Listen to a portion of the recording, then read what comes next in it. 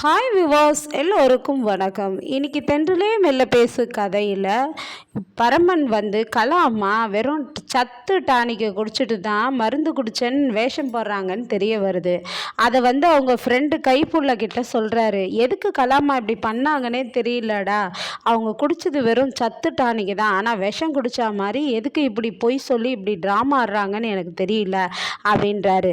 அப்போனா பரமா, நீ சொல்கிற மாதிரி இளமதி சொல்கிறது உண்மைதானோ, ஒருவேளை கலாமா தான் இந்த கொலைக்கு ஏதோ சம்மந்தப்பட்டிருக்குமோ அப்படின்னு சொல்கிறாங்க.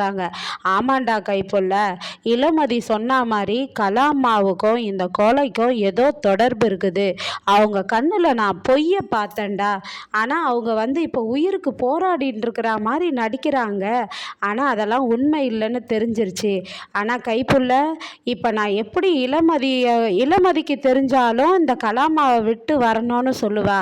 எப்படியாச்சும் நான் இந்த உண்மையை கண்டுபிடிச்சாகணும். இந்த விஷயம் எனக்கு உண்மை தெரிஞ்சிருச்சுன்ட்டு கலாமாக்கும் தெரியக்கூடாது, இளமதிக்கும் தெரியக்கூடாது. அதை நீங்கள் தான் காப்பாற்றணும் தெரியாமல் அப்படின்னு சொல்கிறாரு.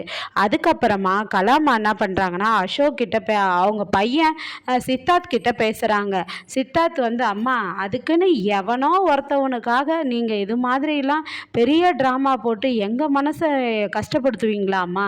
எதுக்கும்மா இப்படி விபரீதம்லாம் பண்ணுறீங்க அப்படின்னு சொல்லி கேட்குறாரு.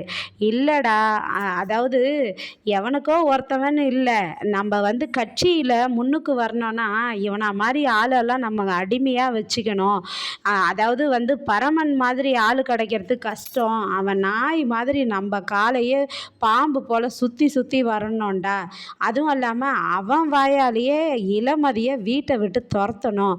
அதுதான் எனக்கு வேணும். இவங்க 2 பேரையும் பொட்டிய படுக்கையை எடுத்துக்கிட்டு வீட்டை விட்டு போங்கன்னு அனுப்புறது பெரிய விஷயம் இல்லை. அது பரமன் வாயால் இளமதியை துரத்தணும்டா, அதான்டா எனக்கு ஆசை அப்படின்னு சொல்கிறாங்க. அதுக்கப்புறம் பரமன் வந்துட்டாங்கன்னு சொல்லிட்டு டாக்டரும் சொல்கிறாங்க. டாக்டர் என்ன சொல்கிறாங்கன்னா, சிஸ்டர் அம்மா அம்மா அந்த பரமன் வந்துட்டாம்மான்றாங்க. ஏய் சரிம்மா, எனக்கு திருப்பி செட்டப் பண்ணு, நான் கீழே படுத்துக்கிறேன் அப்படின்னு படுத்துக்கிறாங்க. படுத்துட்ட பிறகு பரமன் கேட்குறாரு, எப்படி சித்தார்த் அம்மா இருக்கிறாங்கன்னு? எனக்கு தெரியல, அம்மாவை ஒரே ஒரு முறை தான் பார்க்கணுன்ட்டு சொன்னேன், அதனால் உள்ளே அனுப்பிச்சாங்க, அம்மா அதே போல் தான் இருக்கிறாங்க அப்படின்னு. சிஸ்டரை கேட்குறாரு, அம்மா எப்படி இருக்காங்க சிஸ்டர்னு?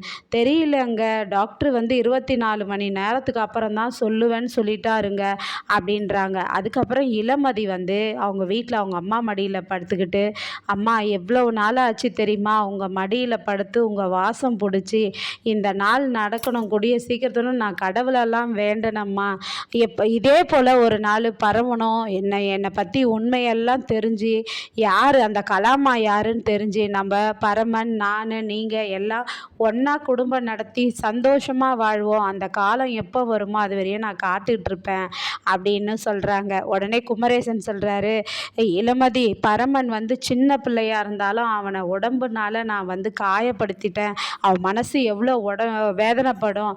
அதனால் அவன் எனக்கு வயசில் சின்ன பிள்ளை தான் இருந்தாலும் அவனை கத்தியால் குத்தினதுக்கு அவன் காலில் விழுந்து நான் மன்னிப்பு கேட்கணும்னு நினைக்கிறேம்மா அப்படின்னு சொல்கிறாரு. அதே மாதிரி டாக்டரும் கலாமாவை பார்த்துட்டு, மேடம் நீங்கள் சொன்னபடி எல்லாமே செஞ்சிட்டேன் அப்படின்றாங்க. சரி, அதுபடியே நடந்துக்கோங்க, ஆனால் அந்த பரமன் கிட்ட போயிட்டு இன்னும் பில்டப் பண்ணி போய் எல்லா உண்மையும் நான் இது மாதிரி இருக்கிறேன்றத சொல்லிடுங்க அப்படின்றாங்க. கண்டிப்பாக மேடம், நான் செஞ்சதுக்கு நீங்கள் அதிகமாக கைமாறு செஞ்சுருக்கீங்க, எனக்கு அதுவே போதும் அப்படின்னு டாக்டர் பேசுகிறாங்க. சரி சரி, அந்த பரமன் நம்புகிற மாதிரி எல்லா விஷயமும் சொல்லுங்க அப்படின்னு சொல்லி அனுப்புகிறாங்க. அப்போது டாக்டர் பரமன் கிட்ட என்ன சொல்கிறாங்க நாளைக்கு பார்ப்போமா? நன்றி, மீண்டும் தொடர்க. பாய்.